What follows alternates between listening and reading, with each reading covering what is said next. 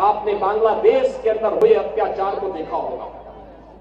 कांग्रेस मौन, समाजवादी पार्टी मौन, टीएमसी मौन, आरजेडी मौन, अन्य दल मौन। केवल भारतीय जनता पार्टी ने कहा था कि बांग्लादेश के हिंदुओं पे अत्याचार नहीं होना चाहिए। ये बांग्लादेश में हिंदू कौन है? बहन और भाइयों, ये सभी दलित हिंदू है, दमित हिंदू है।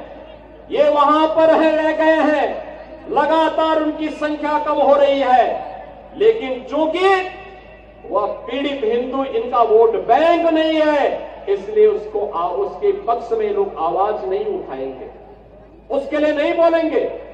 आप पिछले एक सप्ताह से देख रहे होंगे, पिछले एक सप्ताह से आप पश्चिमी बंगाल के अंदर का नजारा देख रहे होंगे। पश्चिमी बंगाल के अंदर कैसे गरीबों को, दलित हिंदुओं को कैसे दंगों का शिकार बनाया जा रहा है।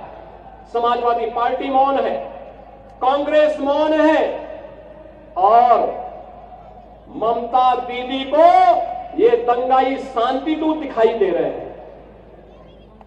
बहनों और भाइयों, ये शांति दूत नहीं, ये दंगाई है, और दंगाइयों का जवाब तो केवल डंडा हो सकता है।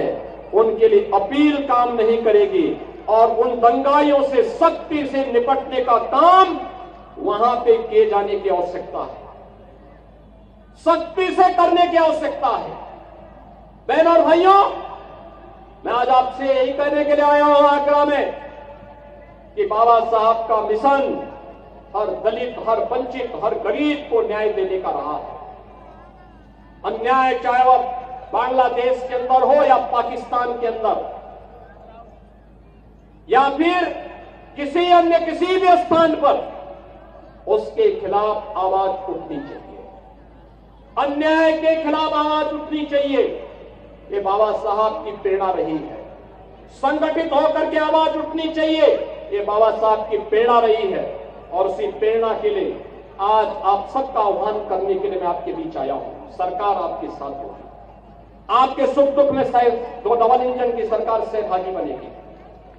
सरकार आपके हितों के लिए संगठित करने के लिए पूरी प्रतिबद्धता के साथ कार्य कर रही है, आगे भी कार्य करेगी। बाबा साहब के सपनों को साकार करने का कार्य प्रधानमंत्री मोदी जी के नेतृत्व में ये डबल इंजन की सरकार पूरी मजबूती के साथ खड़ी होकर के करेगी। और उसी को ध्यान में रख करके आज मैं कहना चाहता हूं, जो लोग कह रहे हैं कि उनके लिए, कुछ लोग कह रहे हैं कि उनके लिए संविधान से बढ़कर के शरीयत है, तो मैं भी उनसे कहना चाहता हूं कि भारत तो बाबा साहब के द्वारा बनाए गए संविधान से चलेगा।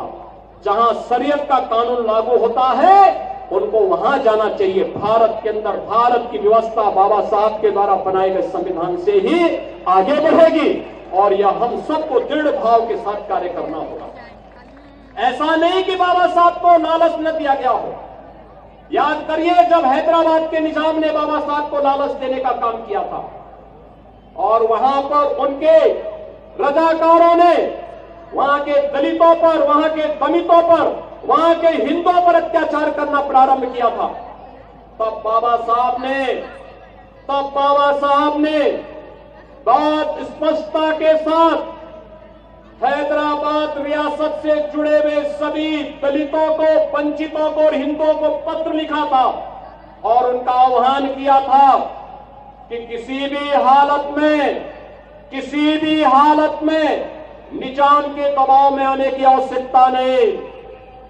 धर्मांतरण मत करना, इस्लाम मत स्वीकार करना, आवश्यकता पड़ती तो छोड़ करके महाराष्ट्र की तरफ आप आ जाइए, लेकिन इनके दबाव में काम मत करना। और बहनों और भाइयों, अंततः निजाम को भारत छोड़ करके भागना पड़ा। आज हैदराबाद रियासत भारत का हिस्सा बनी हुई है। बहनों और भाइयों, ऐसे ही जूनागढ़ का नवाब भी करता था। आज जूनागढ़ के नवाब को भी भारत छोड़ करके भागना पड़ा था।